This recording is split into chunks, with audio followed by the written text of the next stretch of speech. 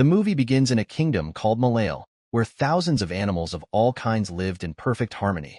Here King Simba gathered the kingdom to share news that would change their lives forever, which was Nala and him have fulfilled the dream of honoring the circle of life, as they are now having a baby. With those words, Simba looked up at the sky and softly. Meanwhile, Nala, feeling exhausted, found a small cave to rest as she waited for Simba to return. At the kingdom, Timon and Pumbaa were approached by their friend Simba, who requested for a very special favor, which was that they take very good care of Kiera, and they don't scare her with their terrific wild stories. As soon as Simba left, Timon and Pumbaa decided to entertain Kiera with one of their wild stories. Just then, the wise Rafiki soon paid a visit to Kiera. Kiera shared with him a mixture of pride and excitement in her voice. She told him that she dreamed of being a brave lioness, even though she often felt small and fragile. Rafiki told her how her grandfather Mufasa took Simba to the highest point of Pride Rock and taught him how to roar. But sadly, Kiera with doubt said she can't be as brave as them. Seeing this, Rafiki told her another tale, beyond the mountains. So he began the story of Mufasa. The story took us into a scene of animals crossing vast landscape there. Mufasa's parents showed him the splendor of their world. They also sang a song that celebrated the beauty of life and promised they will also be together. Shortly, their happiness was shortened as a downpour began swelling rivers and causing a devastating flood. Mufasa's parents did everything they could to protect their son. From the flood from the edge of a cliff, his father told him to leave, as there is still time for him. His mother encouraged him with tenderness, but fear took over him and doubted his abilities to escape. Suddenly, Mufasa slipped in the process, and the flood swept Mufasa away and carried him far away from his parents. Mufasa was tossed on a tree floating branch, where he met a curious cub named Taka, who was the daring son of King Obesai. Taka asked him of his name, and he responded. Later on, Taka told him about the danger, as a crocodile is approaching. Not knowing how to swim, Mufasa was defenseless as the crocodile moved closer.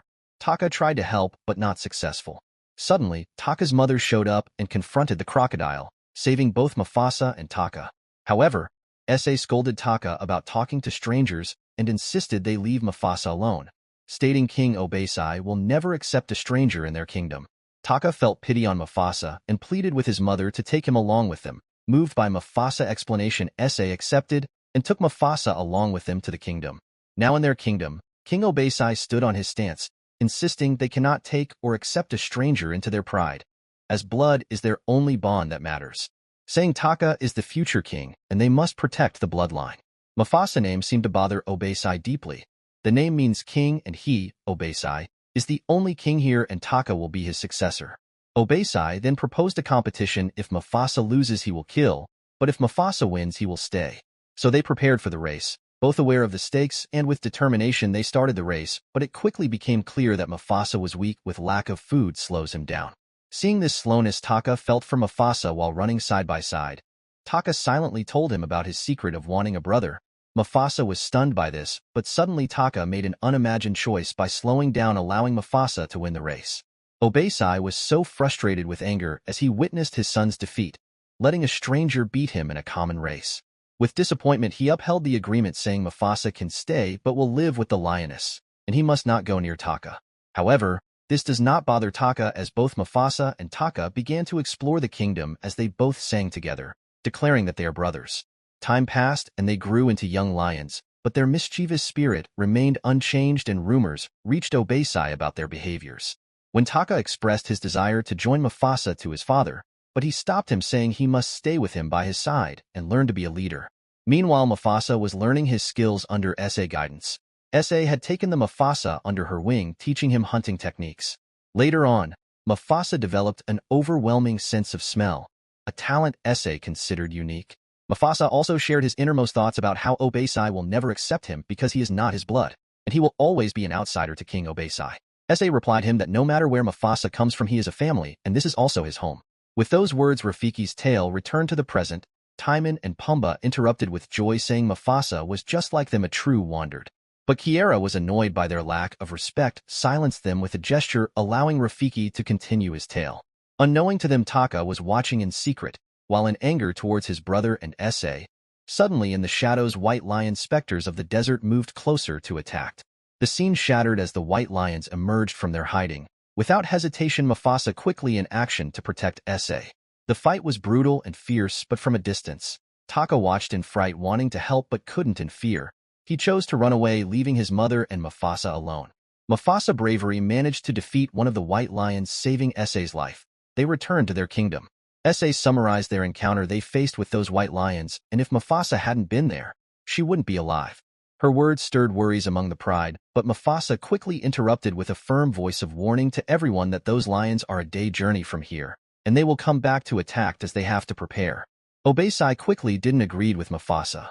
Later on, Obeisai confronted Taka in anger on how he left his mother and how it will reflect on the family. The scene then shifted to the White Lion's kingdom, which was ruled by King KIROS, a ruthless leader. One of the escaped lions explained about the fight, and about a young lion who wasn't the pride's son but was the one who killed our prince, your son. KIROS was so frustrated about how an ordinary lion killed his son. He then ordered the escaped lions should be killed. Later on, Obeisai continued to put more courage of power in Taka, telling him to lie, saying you didn't run and you didn't abandon your mother, and honesty doesn't matter and what matters is the bloodline. Taka replied saying he won't lie, and he doesn't want to become the king.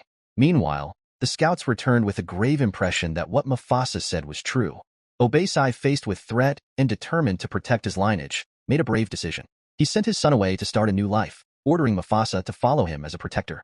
MUFASA firstly refused, unwilling to leave Sa, but Sa replied saying he must go a place called Malil, a place your mother spoke of beyond horizon, green lands under a perfect sun. They must go there and find their true home. MUFASA refused, but Sa encouraged him, saying he must go because his parents are still alive and fulfill your destiny. In tears, they said their goodbyes, and MUFASA and Taka set off on their journey. Days later, Obeisai followed his honor, confronted King KIROS. However, MUFASA and Taka continued their journey when the shadows of the white lions suddenly appeared behind them. Then Taka ordered MUFASA to swim, showing the image of a prince, but MUFASA refused because of the trauma that separated his family from him to control him. Then KIROS appeared and asked who killed his son. His looked at Taka as the royal lineage says blood for blood. Suddenly the brothers ran for their lives, but their path stopped on a cliff, trapped with nowhere to go with fear. Just then, Taka uttered an apology to MUFASA and pushing him into the river together. The danger wasn't over, as a white lioness chased them into the river, but a crocodile devoured the white lioness. The river swept them away, saving them from danger, but leaving them exhausted. KIROS vowed with determination, saying he will hunt them down wherever they go. During their journey, they met a lioness, Sarabi, telling them she is also be searching for survivors from her own pride. She hasn't found anyone else except you two. As they tried to speak to her, a bird appeared named Zulu, shouting, "Don't eat me," telling them Sarabi is a princess and her father sent me to protect her during her journey. They shared their goals with Sarabi to reach Malil. She said that place was a myth. Despite her doubts, the brothers' faith in finding that place remained unshaken. However, in the forest, we saw a unique baboon named Rafiki, who among his kind was born with exceptional gifts, ability to communicate with insects and moon, and also the power to heal, but this abilities made him an outcast. The community decided to banish him, and fate brought him together with the lions in their journey. Unbothered by danger, they exchanged words and later journeyed together to Malil.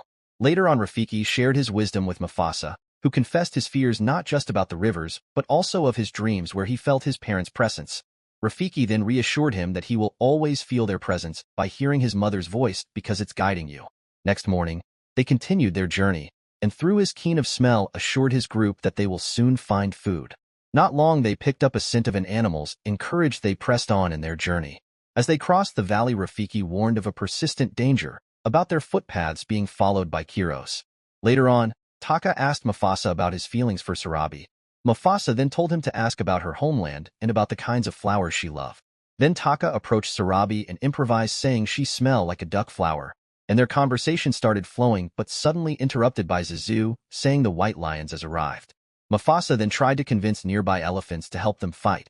Sarabi had an idea by climbing on a tree and started pushing beehives towards the elephants, causing the bees to swarm and agitate the massive animals. Suddenly the elephants caused a chaos, driving off the white lions. The group was safe for now and knew the threat wasn't over. But during the process, Sarabi fell from the tree. Without hesitation, MUFASA ran to save her while Taka, once again paralyzed by fear, hid in the shadow.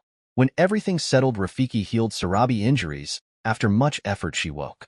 Rafiki told her in a style that her life has been saved. Confused, Sarabi asked by whom.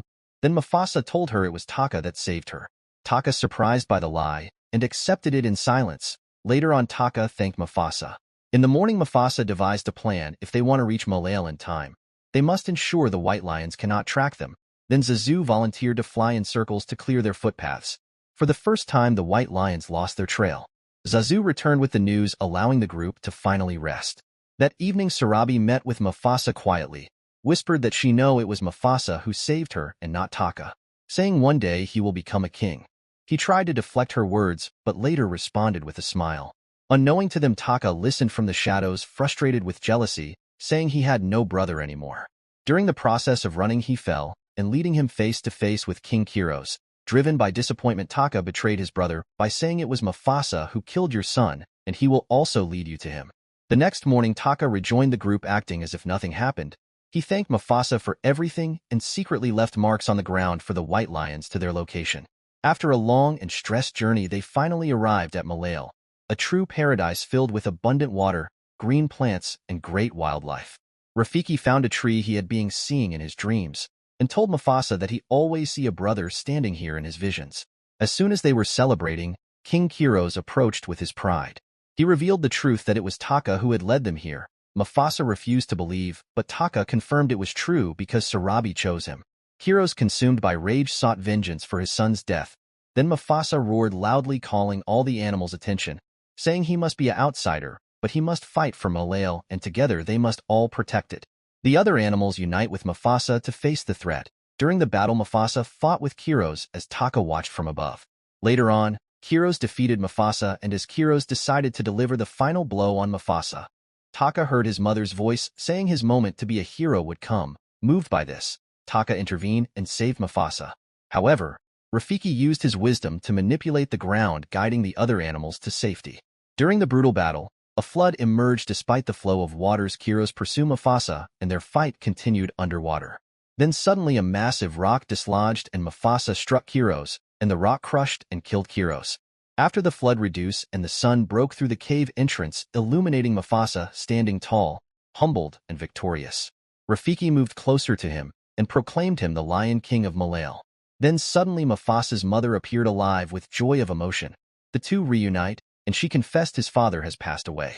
Later, Taka returned filled with regret and begged for forgiveness, and he forgave him, but he won't speak his name and called him Scar.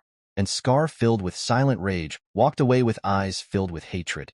And Mufasa roared loudly, marking his beginning of his reign. In the present, Kiara stood in the rain and roared loudly, connecting to her lineage, and shortly after she spotted her father filled with joy, she ran to him and they reunited together. Timon and Pumbaa congratulated Rafiki on his storytelling. Simba and Kiara returned together with a new addition to the family, Kiara's younger brother. And Kiara vows to protect his brother, always ensuring the continuation of the circle of life. The movie then came to an end.